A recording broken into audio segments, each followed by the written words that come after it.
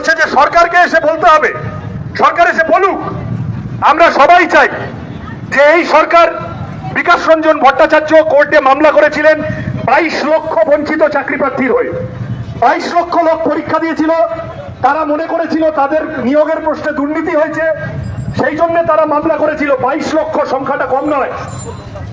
বারবার গত 7-8 বছর ধরে 2016 সালের নিয়োগ, গত 9 বছর ধরে তৃণমূল কংগ্রেস বারবার চেষ্টা করেছে যে এই মামলা কি করে ঘেঁটে দেওয়া যায়, কি করে টাকা খেয়ে যাদের চাকরি দিয়েছে তাদের চাকরি বহাল রাখা যায়। তারপরে সুপ্রিম কোর্টেও ধাক্কা খেয়ে এসেছে যখন 26,000 লোকের চাকরি চলে গেছে। এখনো তৃণমূলের শিক্ষা হচ্ছে না।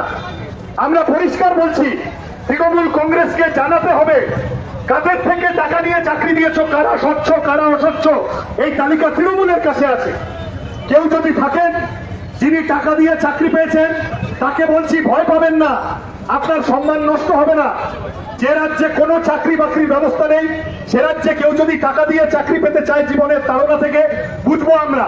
আপনি শুধু আসুন, সামনে এসে বলুন তৃণমূলের কোন নেতাকে আপনি টাকা দিয়ে চাকরি পেয়েছেন, তারপর তার কাছে গিয়ে তার পার্টি অফিস, সেই কাউন্সিলর, সেই এমএলএ, সেই লোক সভাপতি, তার বাড়ি থেকে তার অফিসে গিয়ে ওই টাকা জোগাড় করা, তার দায়িত্ব আমাদের। আমরা সবাই মিলে টাকা জোগাড় করতে যাবো।